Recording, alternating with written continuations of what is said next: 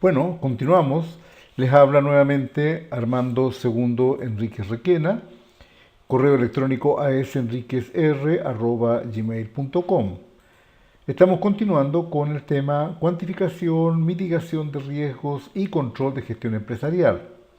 En particular, ahora vamos a abordar la contextualización de la función financiera en el mundo de los negocios.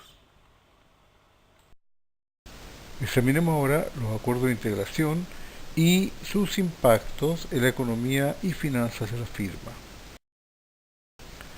Pasemos ahora a justamente examinar cómo cada una de las modalidades de integración afectan, reitero, a la economía y finanzas de la compañía. Empecemos por las zonas de libre comercio.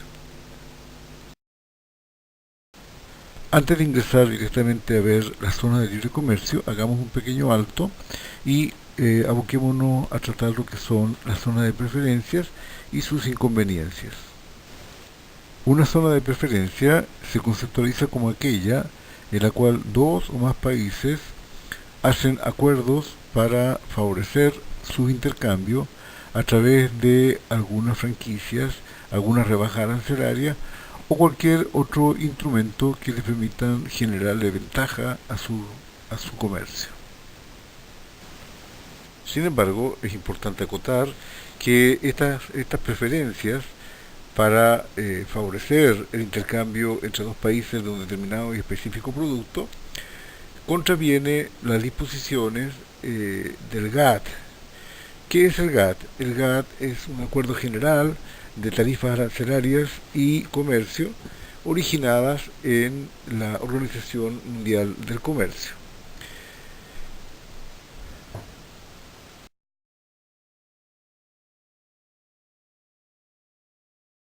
En particular se transgrede el artículo 1, numeral 1 de dicha carta, que también se conoce como nación menos favorecida, y que en lo sustantivo, y leo textualmente, señala lo siguiente: cualquier ventaja, favor, privilegio o inmunidad concedido por una parte contratante a un producto originario de otro país o destinado a él, será concedido inmediata e incondicionalmente a todo producto similar, originario de los territorios de todos los demás partes contratantes o a ellos destinados.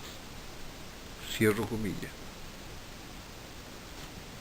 Esta prohibición deja de tener vigencia o aplicabilidad cuando estos acuerdos se dan al interior de lo que vamos a ver enseguida y que son las zonas de libre comercio o CLC. La formalización de una zona de libre comercio tiene lugar cuando los países celebran un tratado de libre comercio, también conocido como TLC.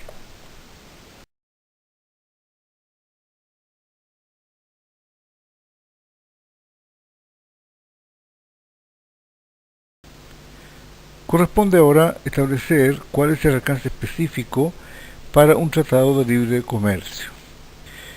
Son varios elementos. En primer lugar, la identificación de los productos incluidos y excluidos del tratado.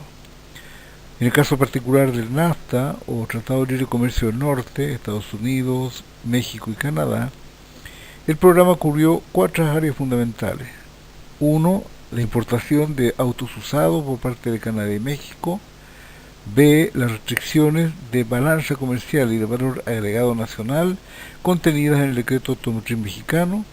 C. Las restricciones a la importación de autobuses, camiones y tractocamiones por parte de México. Y D. Las disposiciones relativas al promedio de rendimiento de combustibles exigidas por Estados Unidos. Estos son los alcances específicos a nivel de producto incluido y excluido que están contenidos en el NAFTA. Cada uno del Tratado de Libre Comercio debe especificar estos alcances.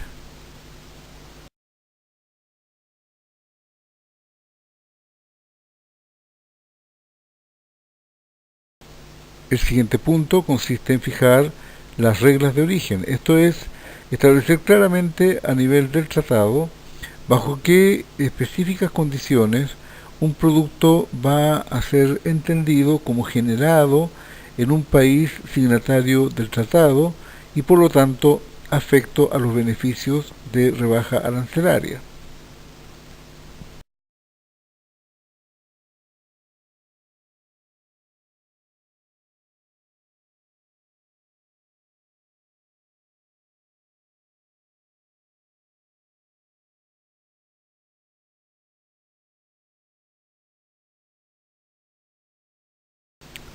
Un elemento de vitalísima importancia es negociar a nivel de cada uno de los países que firman el acuerdo o el tratado el calendario de degradación arancelaria al cual se compromete.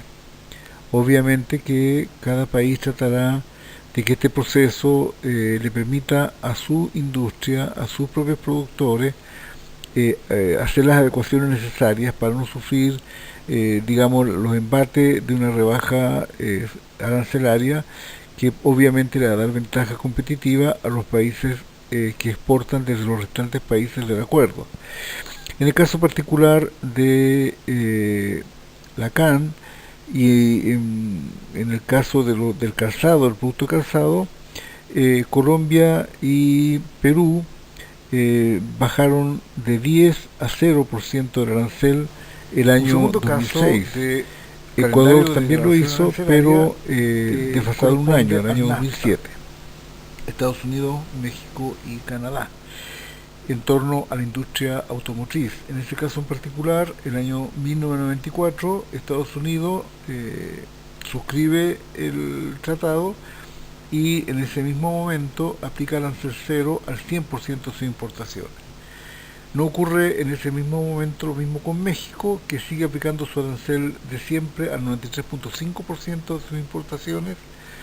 Después pasa a mantener el arancel anterior ya a un 74.7% de sus importaciones, para pasar en una tercera etapa a aplicar su arancel vigente al 25.3% y finalmente el 2003 terminando por aplicar arancel cero al 100% de sus importaciones.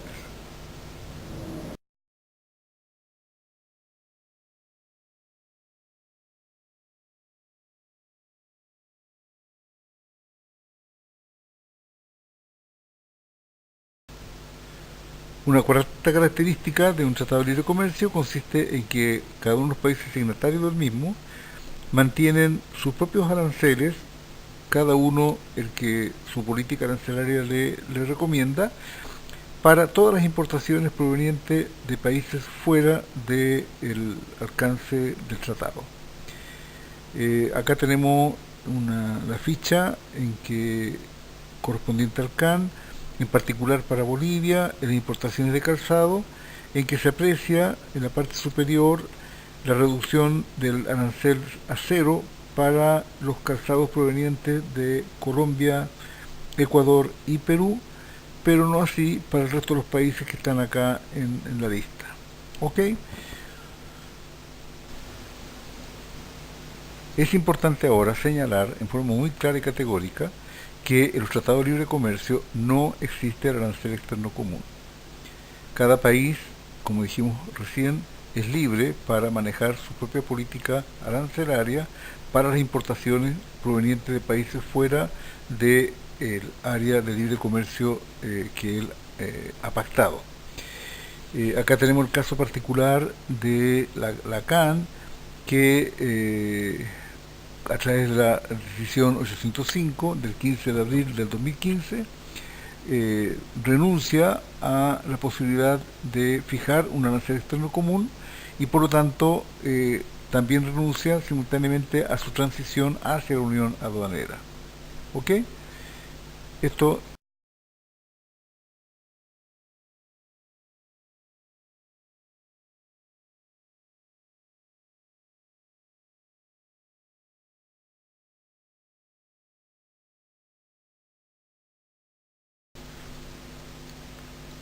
conceptualicemos ahora lo que es una unión aduanera. La unión aduanera, como esquema de integración, se basa o fundamenta en tres pilares básicos.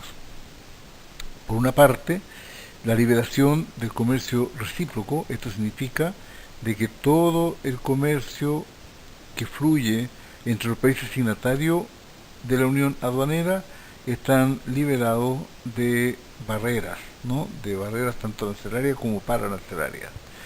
Liberación total del comercio recíproco. Una segunda característica, y que es muy propia de la Unión Aduanera, es que todos los países que la configuran acuerdan un arancel externo común, vale decir, todos graban con un solo y único arancel a todas las importaciones que realizan desde países que no están incluidos en la Unión Aduanera.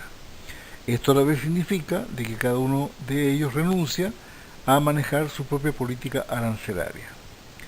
Esto, recuerden, es una diferenciación fundamental con lo que es el otro esquema de la zona libre de comercio. Allí simplemente no existe el arancel externo común, porque además cada país conserva el manejo autónomo de su política arancelaria. Finalmente, una característica que es propia también de la Unión Aduanera, pero no de carácter obligatorio, es que los países que la configuran pueden o no eh, instalar una aduana única que se encarga de la grabación arancelaria de todas las importaciones de la Unión Aduanera, y después se encarga de repartir la recaudación entre los países en función del volumen de importaciones y los gravámenes a que estuvieron sujetos. ¿Okay?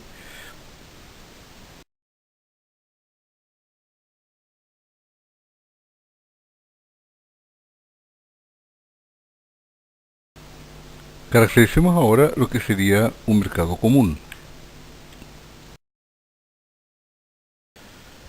Todos sabemos que uno de los elementos que evalúa el inversionista cuando se trata de identificar aquel país o región en la cual le conviene asentar su inversión es justamente el sistema impositivo, el régimen fiscal vigente, sus tendencias y su comportamiento histórico.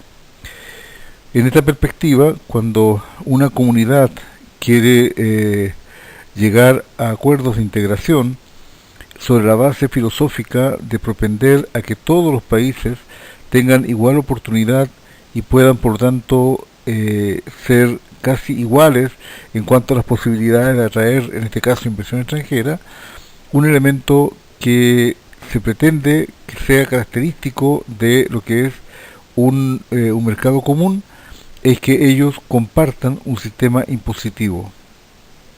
¿Okay?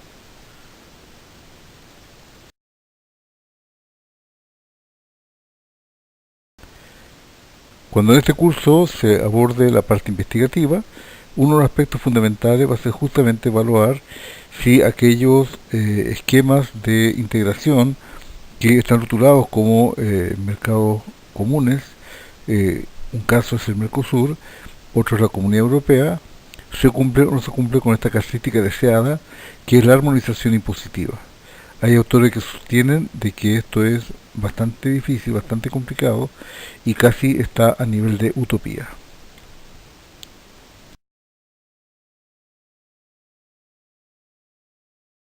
Siguiendo la misma línea filosófica planteada en el ámbito tributario, también la plataforma común de los países se auspicia que se alcance a partir de que la legislación tenga elementos comunes en materia de comercio, empleo y producción.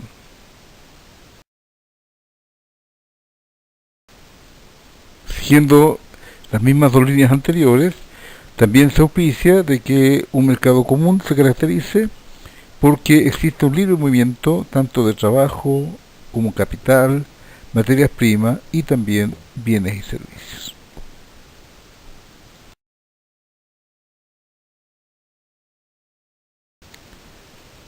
En la misma línea anterior, también es deseable de que a nivel de cada uno de los países, por ningún motivo el Estado apoye a su grupo empresarial a través de mecanismos de subvenciones o de apoyos que transfieran desde el Estado algunas condiciones favorables para competir con los empresarios del resto de la comunidad. Nuevamente aquí se trata de bloquear la posibilidad de que las variaciones en los tipos de cambio entre las monedas de los países miembros genere alguna ventaja o desventaja competitiva a nivel precio para los productores de los países que estén involucrados en estas fluctuaciones artificiosas.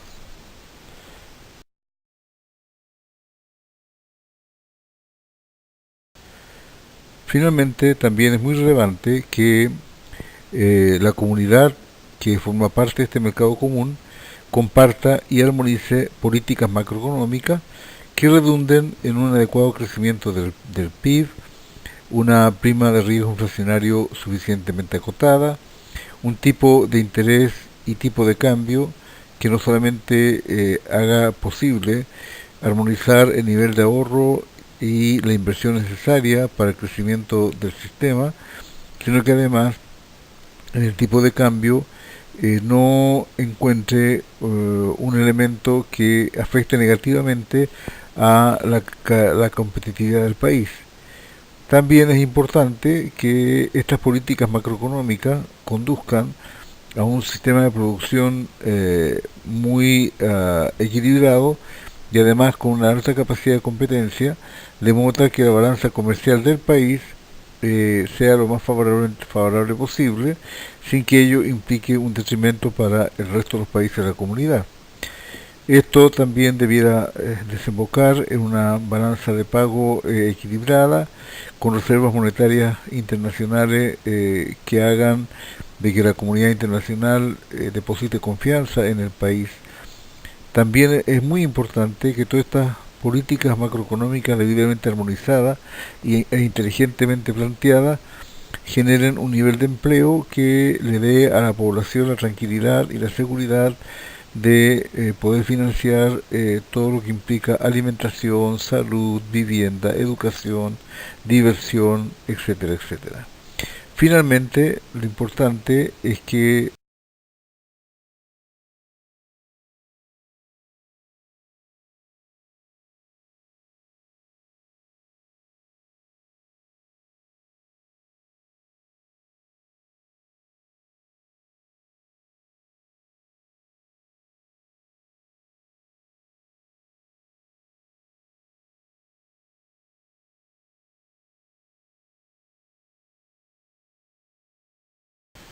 reflexionemos ahora lo que sería un mercado común y monetario. El mercado común y monetario viene a ser el grado superlativo de integración económica entre los países.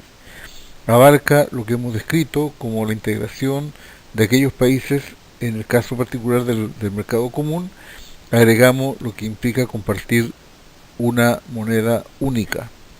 Es el caso de aquellos países de Europa que han adoptado al euro como la moneda de sus países y que corresponde en el mapa que estamos viendo ahora a todos los países que configuran la eurozona, que están pintados de color azul.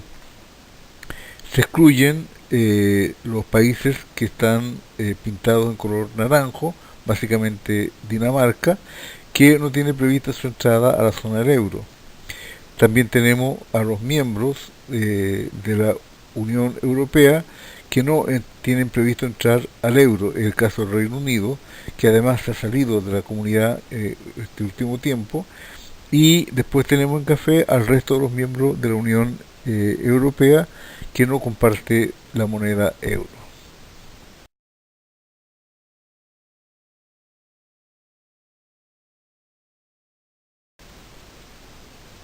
En todo lo que implica el proceso de integración económica, política, social, monetaria, etcétera, etcétera, de los países, existen temas de muchísimo interés vinculados con la problemática a resolver a objeto de valorizar la firma. Sin embargo, entre todos estos temas habrán algunos que no serán materia a abordar en este curso, entre ellos lo que es el proceso de internacionalización de la firma.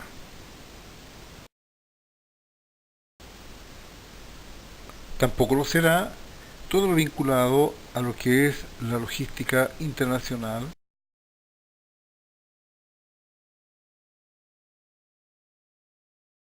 Tampoco quedarán incluidos en el tratamiento de este curso todo lo que implica el uso del ciberespacio en lo que implica el manejo de las transacciones internacionales, los sistemas de pago, los sistemas de nacionalización basados en sistemas electrónicos, etcétera, etcétera, etcétera. En cuanto a las regulaciones al comercio mundial y sus impactos en la competitividad de la firma, no se tratará el tema de las reglas anti-dumping que ha diseñado.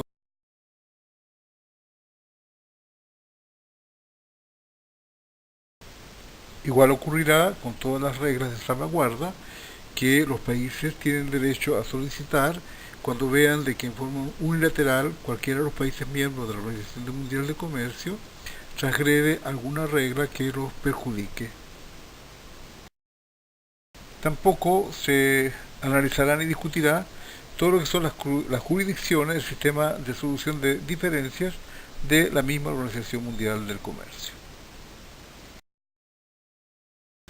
Adentrémonos ahora en las características propias de la firma y las complejidades que éstas implican en la gestión del negocio.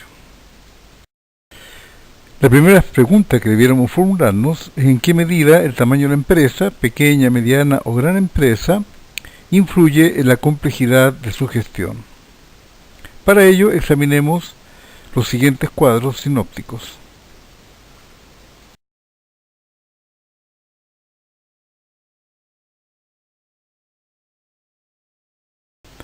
Creo que el sentido común nos indica que la complejidad de la gestión podría ser mayor en el caso de las grandes empresas.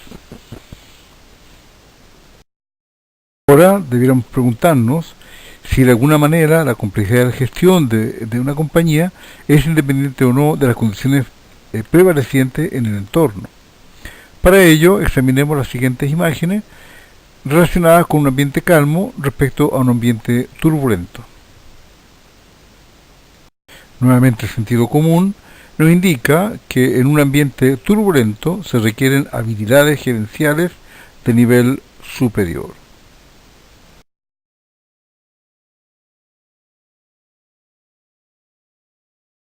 Es oportuno ahora preguntarnos cuál es el perfil profesional del maestro en formación.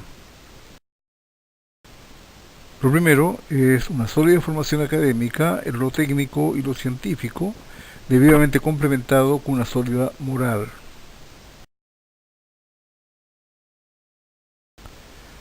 Lo anterior reforzado con cursos posgraduales y grados académicos a nivel de maestría y doctorado, debidamente soportado en experiencia profesional. Lo anterior se ve terriblemente potencializado con la asistencia a seminarios o talleres en que grupos multidisciplinarios resuelvan casos.